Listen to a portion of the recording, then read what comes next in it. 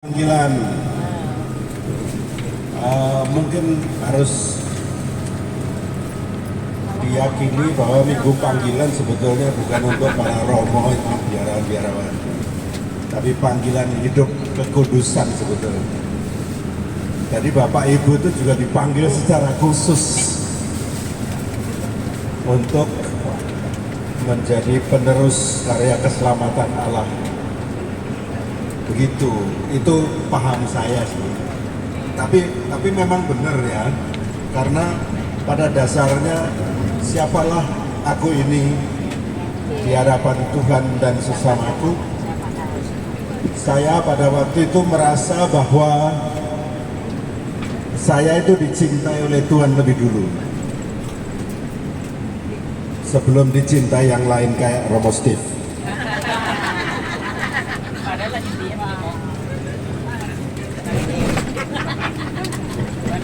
Karena sudah dicintai lebih dulu oleh Tuhan, maka saya mau membalas cinta Tuhan itu. Hanya pada waktu itu belum dalam kesadaran seperti sekarang. Masih bisa. Di usia muda saya itu punya cita-cita hanya dua. Masuk SMA itu tujuan saya mau jadi akabri, masuk akabri. Kedua masuk kedokteran, kira-kira begitulah. Akabri kegendutannya. Tetapi dalam perjalanan pertengahan SMA itu justru saya diyutenkan, diputar balikkan yang tanpa saya sadari. Apa yang membuat saya harus balik ke arah? Ternyata ada dorongan untuk ke seminari, walaupun saya tidak tahu apa itu seminari sebetulnya.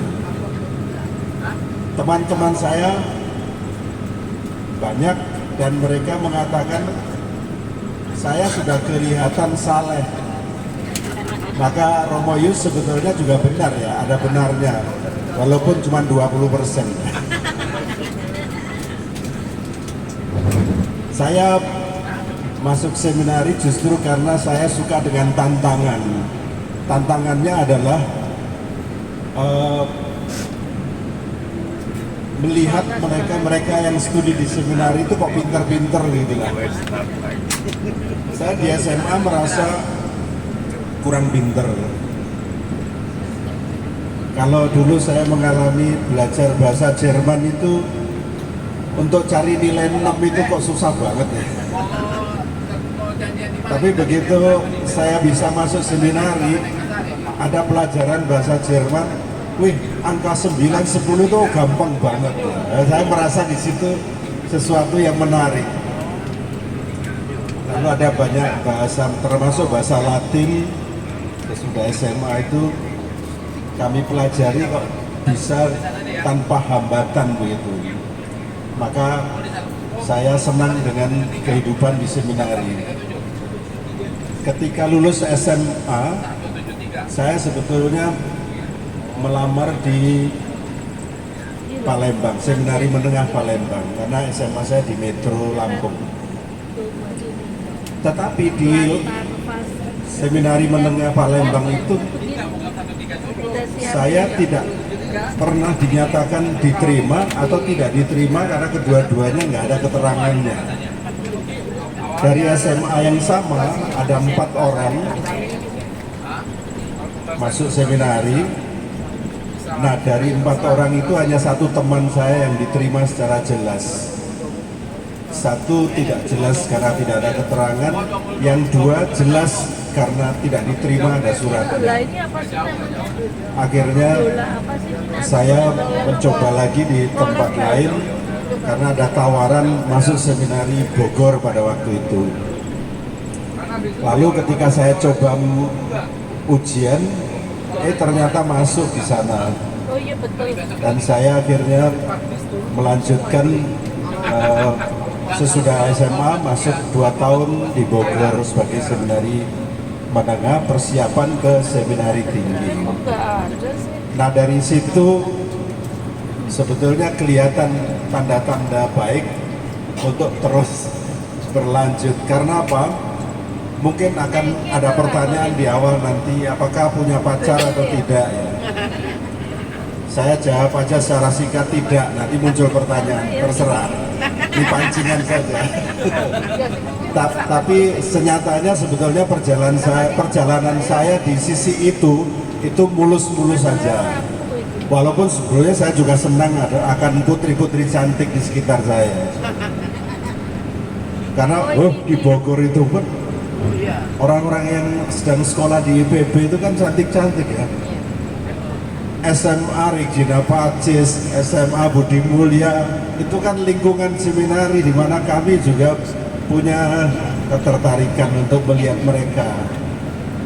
Tetapi itu tadi, Tuhan itu mengasihi saya lebih baik, sehingga saya merasa jalan bagi saya untuk memilih hidup sebagai imam itu ya belum terang benderang sih, tetapi lurus jalannya, kira-kira begitu. Nah, pada titik akhir sesudah saya dinyatakan lulus seminari menengah, saya mau melamar sebagai imam karena di seminari Bogor itu ada pelajaran sejarah ordo, ada macam-macam termasuk mempelajari MSc, Romo Sisko, juga belajar Yesuit, FFM, SVD, macam-macam. Nah, gambaran-gambaran itu memenuhi benak saya untuk melihat, oh ternyata panggilan imam tidak sama dengan panggilan biarawan. Saya memilih menjadi imam, karenanya saya tidak masuk dalam tidak memilih salah satu kongregasi yang kami pelajari selama di seminari itu.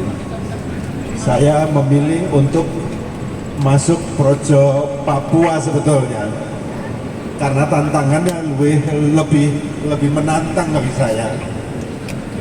Tapi ternyata ketika itu di sana kan belum banyak Romo Projo ya, atau belum pernah terdengar pada tahun 85 pada waktu itu, belum pernah mendengar Romo Projo dari Papua. Saya mau ke sana. Kebetulan saya mau memilih ke sana, Uskup Lampung dolan ke Bogor. Di sana beliau mengatakan, saya juga butuh tenaga sebetulnya. Waduh, saya beban moral waktu itu. Saya dari Lampung kok mau ke Papua, sedangkan Uskup Lampung butuh tenaga. Maka saya batalkan untuk ke Papua, saya masuk Lampung. Saya melamar ke Uskupan Lampung. Dan ketika diterima oleh Uskup Lampung, saya pinginnya studinya di Jawa. Mengapa? Karena ada latar belakang saya yang kurang Jawani, begitulah bahasa sekarang. Saya punya latar belakang, bapak orang Timor Keva Menanu, Timor Barat, di Keva Menanu. Bulan Juni tahun lalu saya baru ketemu keluarga dari bapak saya. Jadi selama ini saya nggak pernah kenal, saya hanya punya bekal cerita saja sebetulnya. Ada marganya, tetapi karena saya baru kenal mereka, saya nggak pernah pakai marga atau fam namanya. Famnya Lelo gitu. Tapi ibu saya kan Jawa Timur, dari Kediri. Maka saya campuran antara Jawa Timur dan Timor. Jadinya seperti ini. Nah, itu karena di Lampung. Nah, karena di Lampung ini penduduknya campur, dan di Lampung itu 60%-nya adalah orang-orang transmigrasi dari Jawa. Karena itu lingkungan saya lingkungan Jawa. Nah, karena saya ingin belajar bahasa Jawa yang lebih baik supaya tahu tata krama kejawaan ya, maka saya pengen studi di Jawa. Tapi pada waktu itu saya itu angkatan keempat yang harus studi ke Sumatera Utara. Nah, dengan Fikjen tadi, Fikjen itu teman kelas saya dari tahun Rania.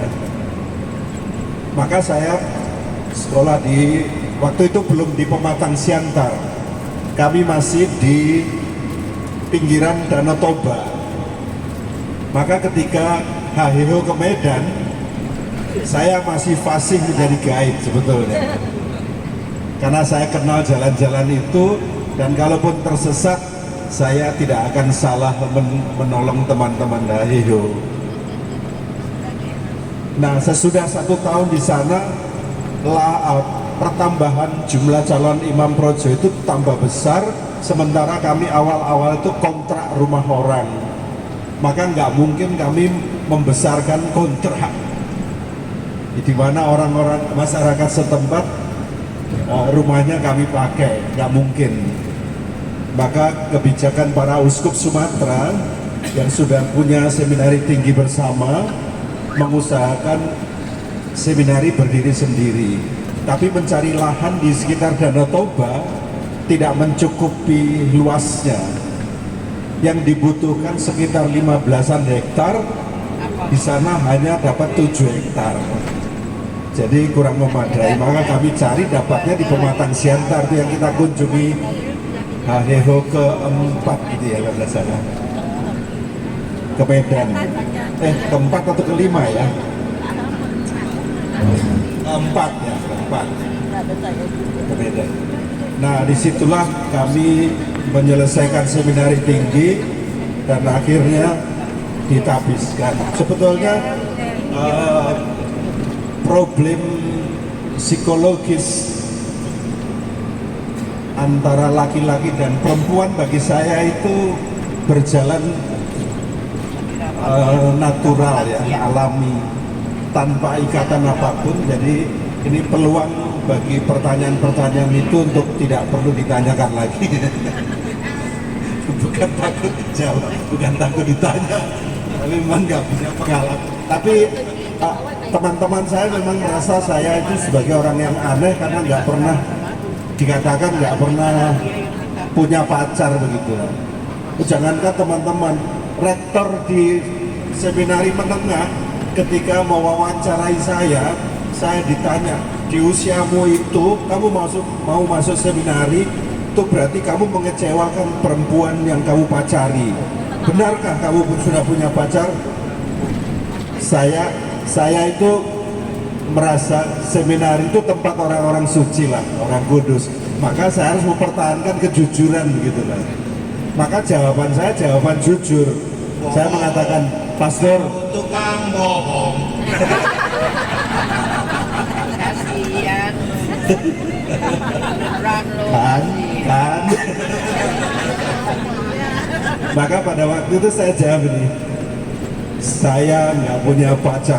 Wih, meja itu digebrak oleh rektor itu, disangka saya takut. Kamu bohong, katanya. Saya langsung berdiri untuk mengatakan, Pastor, kalau nggak percaya, 3 teman saya di luar itu masih menunggu untuk wawancara berikutnya. Silakan tanya dia. Nah, itu saya sudah jujur, dianggap berbohong. Setiap wanita ternyata cucunya segura. Jujurlah padaku. Tapi Romo masa sih nggak mungkin iya pacaran mungkin enggak, tapi naksir gitu loh, cuman kan Oh iya, itu tadi di awal kan saya katakan. Dibilang kalau naksir. terus makan bakso bareng. Jadi ini ada pesan bapak saya begini nih, kata kuncinya itu, kamu mau masuk SMA di Metro itu jauh dari kontrol orang tua, tidak pernah dilihat mata orang tua. Itu berarti kamu harus menjaga nama baik orang tua. Maka kalau nanti sekolah di SMA di luar kontrol orang tua, jangan main-main api kalau tidak mau terbakar. Waduh. Jangan main-main air kalau tidak mau basah. Nah, ini saya terjemahkan lebih luas. Maka saya tidak mau nakal, tidak mau, pokoknya memelihara jati diri saya. Tuh dengar Romo sebagai Sisko. anak. Dengar tuh. Romo Sisko. Maka ternyata itu menerjemahkan nama saya juga sebetulnya. Dan saya beruntung, saya merasa dicintai Tuhan lebih itu karena di dalam keluarga pun saya merasa beruntung. Di antara 3 bersaudara itu laki-laki semua, saya nomor 2. Saya merasa beruntung dalam hal ini, dicintai oleh Allah untuk bisa mendamaikan kedua saudara saya yang sering bertengkar. Saya berlaku adil dalam keluarga, dalam sekolah, dalam kehidupan bermasyarakat, kira-kira begitu menonjol pada waktu itu. Dan sesudah di seminari tinggi itu kan ada saat kita diminta untuk merefleksikan nama kita masing-masing. Nah, saya merefleksikan nama saya, artinya apa? Selama ini saya nggak tahu. Dulu bapak saya dari timur itu memberi nama itu sedikit, hanya Fritz saja. Ibu saya protes, nama kok cuma sedikit katanya. Maka ibu saya yang orang Jawa itu menambahi Dwi Sabto Adi. Waktu itu belum baptis saya, karena orang tua saya punya kesepakatan membaptiskan anak kalau nanti anak-anak sudah dewasa menjadi pilihan sendiri. Kewajiban orang tua itu hanya mendidik anak-anaknya. Nah, pada waktu itu saya SMA pertengahan kelas 2 itu baptisan. Itu saya milih sendiri, menentukan sendiri. Orang tua tidak campur tangan untuk memilihkan saya jadi Katolik atau tidak. Tapi saya pilih sendiri. Saya menggunakan nama baptis Felix sebetulnya. Tapi karena ada teman yang sudah milih Felix, saya memilih Felicianus. Ya. Jadi kalau Felix itu bahagia, kalau Felicianus itu orang yang berbahagia, kira-kira gitu. Maka ketika saya merendungkan nama saya, nah Fritz itu orang yang berbahagia, menjadi anak nomor 2. Tapi masalahnya ada Sabto dan Adi. Orang mengatakan 7 dan saya nggak percaya 7 itu apa maksudnya. Orang bahagia, Romo Fritz bahagia ya, yang berbahagia ya, katanya artinya ya, Romo Fritz. Iya. Felis, apa tadi? Felicianus. Felicianus orang yang berbahagia, tapi orang lain nggak berbahagia sama dia. Menderita sama dia ya. Tapi saat ini ada dua dayang-dayang di samping saya. Itu menderita sebenarnya terpaksa aja. Itu tandanya bahwa mereka bertobat.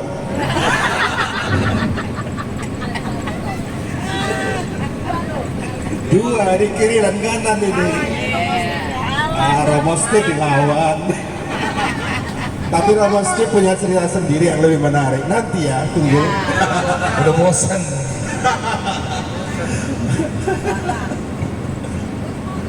Nah, lalu ternyata nama saya itu ada hari, jadi hari lahir saya Sabtu memang, tetapi hubungannya apa nggak cocok dengan hidup saya.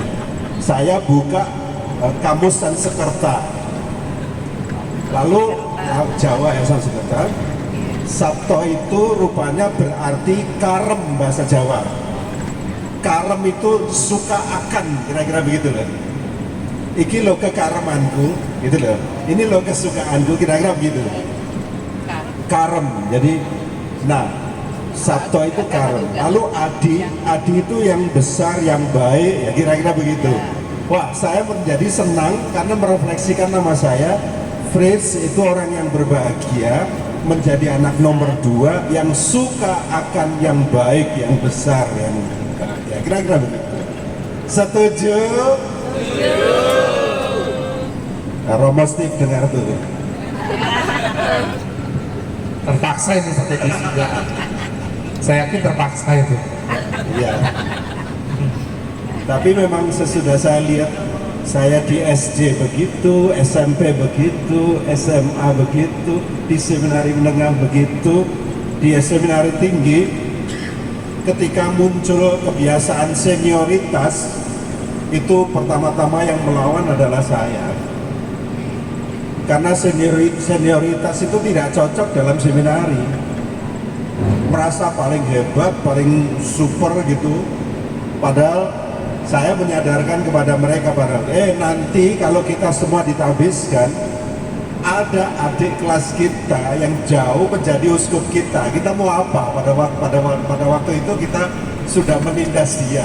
Sekarang kita harus hormat. Apakah nggak malu kan itu? Dan itu terjadi sekarang. Kalau dulu saya membesarkan senioritas, saya akan malu dengan Monsinyur Afin. Monsinyur Afin itu di bawah saya, agak jauh. Dan sekarang menjadi uskup saya, kan saya harus hormat kepadanya sebagai uskup. Sombong. Itu bahayanya senioritas yang dikembangkan dalam seminar ini. Nah, karena itu saya hadir sebagai orang yang suka akan yang adi itu setiap kali itu. Nah, itu cocok dengan hidup saya. Ada pertanyaan yang lain? Ya, ada mau bertanya? Ya, saya sudah ditabiskan 29 tahun yang lalu.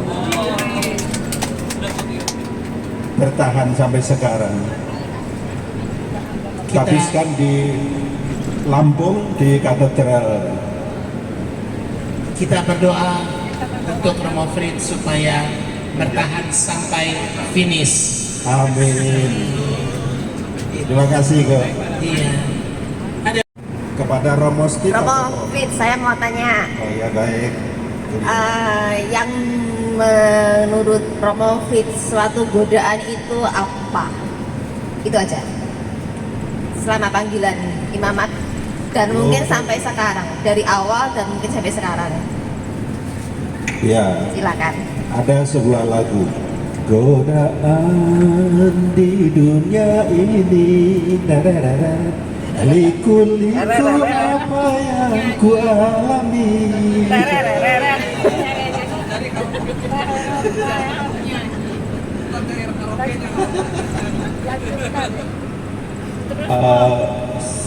Sebetulnya gitu ya. Tadi di awal saya mengatakan saya merasa bahwa saya dicintai oleh Tuhan lebih dari yang lain, kira-kira gitu ya. Dicintai lebih baik gitu. Sehingga saya bertanggung jawab untuk menanggapi cinta Tuhan yang begitu besar kepada saya itu. Lalu apakah saya harus jatuh pada godaan-godaan yang ada, misalnya tadi liku-liku tadi ya. Kalau misalnya ada itu tadi cerita tentang perempuan yang mau mendekati saya di Bogor, itu terjadi loh. Saya tahu bahwa saya dikejar anak IPB cantik, dia masuk kelompok Goroe. Saya pakai latar belakang sedikit ya. Ketika di seminari menengah 2 tahun dari SMA di Bogor itu, oleh guru ilmu musik, saya diminta untuk menyelesaikan 1 semester saja, jangan mengikuti semester 3, 4 dan 2, 3 dan 4. Cukup 1 semester aja. Saya protes loh, mengapa Pak? Mas, katanya, dulu belum dipanggil frater ya. Mas, kalau Anda ikut yang semester 2, ketiga dan 4, kasihan teman-temannya nggak bisa ngikuti. Ternyata saya mendapat privilege untuk tidak ikut karena saya dianggap lebih banyak bisanya ketimbang tidak bisanya. Maka pada waktu itu saya diberi kepercayaan kalau dia nggak sempat mengajar, dia titip pesan, Mas nanti tolong ini ya diajarkan kepada teman-temannya begitu. Dan itu memang ada bagian dari latar belakang saya juga mencintai musik itu.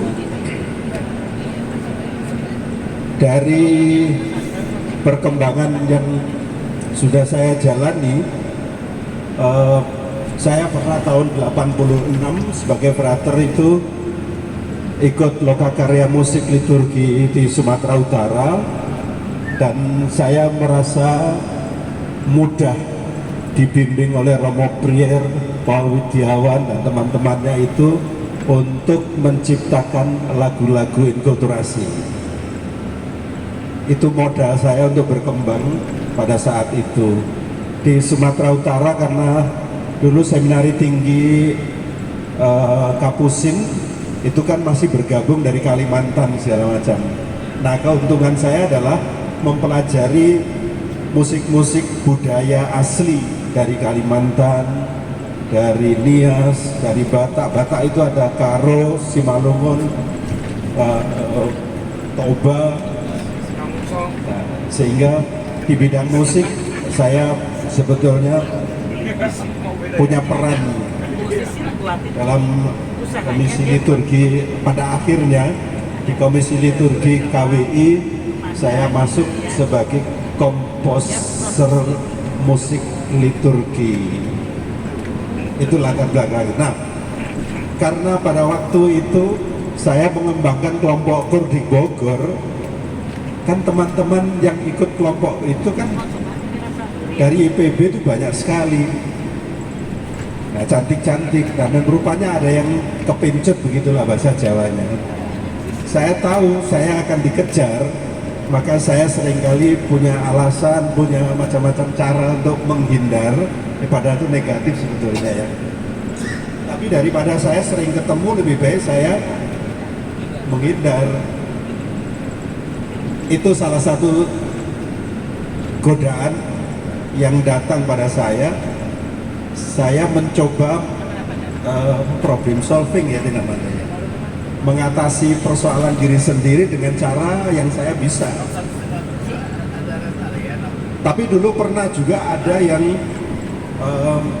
mengirim surat, kayaknya yang menarik soal perempuan ya. Ada perempuan yang mengirim surat cinta kepada saya, pengen menjadi pacarnya.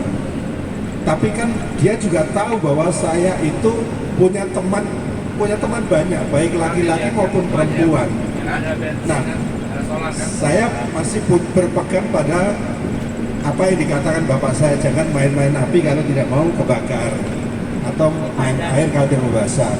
Nah, saya terjemahkan bahwa kalau nanti saya pacaran dengan satu orang itu, berarti saya akan kehilangan teman-teman itu. Sebaliknya, kalau saya dalam satu kesempatan yang normal wajar, saya jalan bersama teman-teman lain, pacar saya cemburu, disangka saya senang dengan itu dan sebagainya. Itu menjadi perpecahan. Padahal karakter dari nama saya sendiri yang punya makna itu tidak menolong saya. Nah, akhirnya cara saya mengatasi ya, surat saya terima, saya baca, saya senang, tapi jawabannya bukan surat. Tapi seperti inilah, pas nonton volleyball atau nonton sepak bola, kebetulan dia juga senang, saya duduk di sebelahnya. Sambil mengatakan bisik-bisik, terima kasih ya, aku sudah dapat suratmu. Tapi jangan marah ya kalau aku belum membalasnya.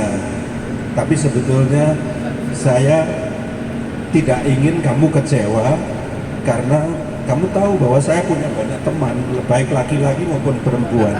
Nah, kalau kamu menjadi pacar saya, berarti teman saya hanya kamu. Yang lain itu akan tersingkirkan dengan sendirinya, dan itu mengecewakan banyak orang. Nah, saya nggak mau seperti itu. Kalau mau sekarang berteman dengan baik, bahkan saya berteman dengan orang tuanya juga. Itu rupanya menyenangkan. Jadi dia juga senang menerima saya sebagai temannya, dan diceritakan rupanya kepada orang tuanya. Jadi pengalaman itu sebelum SMA itu kan pertanyaan itu terarah kepada sekitar SMA. Kalau sekarang sih ngolahnya sih lebih enteng ya. Didekati cewek-cewek 3, apalagi 3 macam ini, tenang. mau dikeroyok 30 orang pun saya seneng-seneng aja.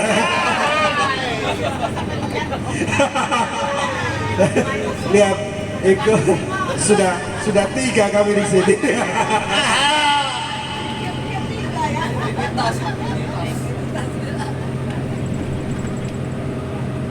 Begitulah kira-kira.